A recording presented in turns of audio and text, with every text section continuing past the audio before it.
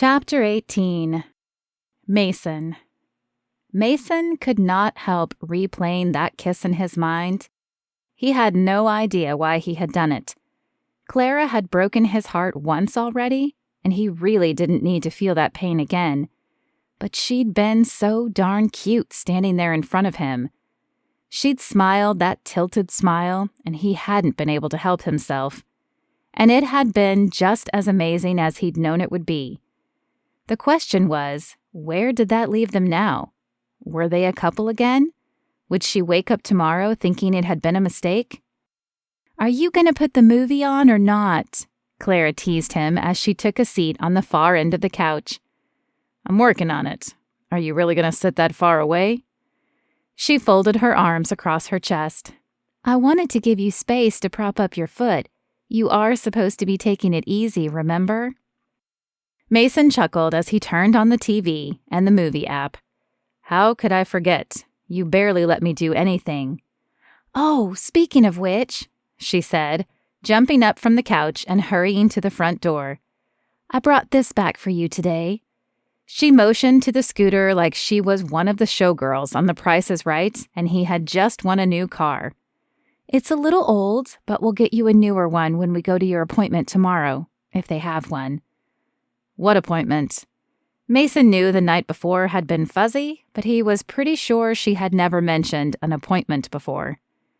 "The one with your doctor that I set up earlier this afternoon. You have to be fitted for a boot.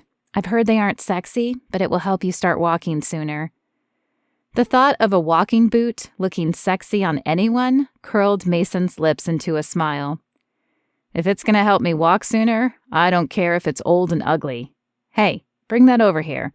I can prop my foot on it, and you can sit a little closer to me." Clara narrowed her eyes at him, but complied. "Just as long as you don't try any funny business, mister, you're still my charge." Mason made the motion of a cross over his heart with his finger. "I promise, no funny business here." Clara rolled her eyes, but sat down in the middle of the couch this time, instead of on the other end. Mason bit back a smile as the movie started. If this was anything like high school, she'd be curled up against his chest before the first half of the movie was over. Though Clara loved movies, she had the worst habit of falling asleep in the middle of them and begging him to rewatch it so she could see the end. He remembered how much that used to bug him, but he didn't think it would so much now. Now he would give anything just to have her closer to him, to feel her body heat and the soft tickle of her hair on his arm. Her hand lay just inches from his, and while it wasn't as nice as having his arm around her, it would do for now. Hoping she wouldn't push him away, he reached out and laced his fingers through hers. She smiled up at him and scooted a little closer. They watched half of the movie that way, and though Mason had picked it, he really wasn't paying much attention to it. He was more focused on the beautiful woman beside him and how he could convince her to give them another shot. Before he could make another move, her cell phone rang in her pocket. She jumped, pulling her hand away from him as she reached into her pocket. "Sorry, I have to get this. I'm sure it's work." But as she spied the caller ID, her face shifted. Her finger paused over the button as if she didn't want to answer it, but after a deep breath, she pressed down. "Hi, Dad. What can I do for you?" Her father? No wonder she hadn't wanted to answer the phone. Her father had been overbearing in high school, always dictating what Clara could do, where she could and couldn't go. Mason had even wondered if her father had tried to break them up, but he'd never been able to prove it. From the sound of her voice, Clara's relationship with him was still rocky. "Nothing, Dad. Just watching a movie." Mason's brow lifted. Just watching a movie? Why hadn't she mentioned him? Was she embarrassed?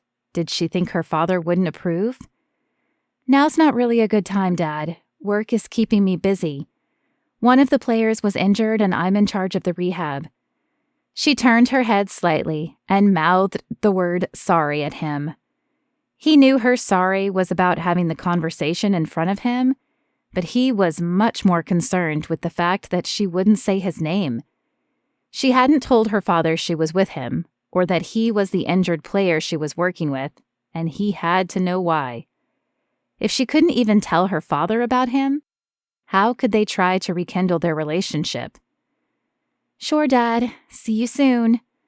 She ended the call and shoved the phone back in her pocket. "Sorry about that. I would have ignored the call, but sometimes he gets worse when I do that." "Why did you lie to him?" Mason's voice held an icy note. Her eyes widened, and she blinked at him in surprise. "What do you mean? I didn't lie to him." "Just watching a movie?" "We are just watching a movie," she said, as if that was all there was to it. "Yeah, but you didn't tell him you were here with me. You couldn't even tell him I'm the injured player you're working with? Does he even know you took a job with the team I play for?" The pitch of his voice rose as the words flew out of his mouth.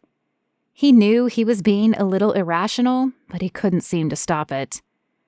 The aversion of her gaze as she bit her lip told him the answer was no. It wasn't important that he knew. Her voice was so quiet, he doubted she was even convincing herself. Mason crossed his arms. "You don't think it's important that the man who drove us apart years ago knows that you're working closely with me?" Exasperated, Clara threw her hands up. "He's not the one who drove us apart." Mason quirked a brow. "Really? You can't even tell him you're with me, and you expect me to believe he didn't tear us apart? That he had nothing to do with you breaking up with me?" "He didn't," Clara said. But Mason knew she was lying. He could see it in the tells she'd always had, the slight pursing of her lips before she spoke. He'd tried to teach her to play poker once, but even after telling her what her tell was, she hadn't been able to keep from doing it every time she tried to bluff. Mason shook his head. How had he been so wrong? "I thought we were rekindling something here, Clara, but it will never work out if you can't tell him you're here with me." "It was just a kiss, Mason." "Just a kiss?" The words were a slap in his face. "It wasn't just a kiss to me, Clara. I've always known our breakup was wrong, but I hadn't realized how much I've missed you until you came into my life again." "Mason, She paused, as if struggling for the right words to say. "I don't know if a relationship is a good thing right now." "Obviously it isn't," Mason retorted, "since that kiss was just a kiss to you." "Okay, that was a poor choice of words," Clara began. "No, I think it's exactly what you meant," Mason said, interrupting her. "I obviously didn't mean as much to you back then as you did to me, and I certainly don't now." "Mason, that's not—" "It's fine, really. I'm kind of tired, so maybe we should call this an early night." He wasn't tired in the least, but he was emotionally drained, and he didn't feel like continuing the conversation any longer. "Are you sure?" Clara looked as if she wanted to argue, but wasn't sure what to say. "Yeah, I'm sure." She held his gaze a moment longer, and he saw the silent question in her eyes. The one that asked him if they were going to be okay, but he didn't have an answer for her, because he didn't know. She let out a frustrated sigh and nodded. "Okay, I'll be back at 10 in the morning to take you to your appointment." "Sure, sounds good."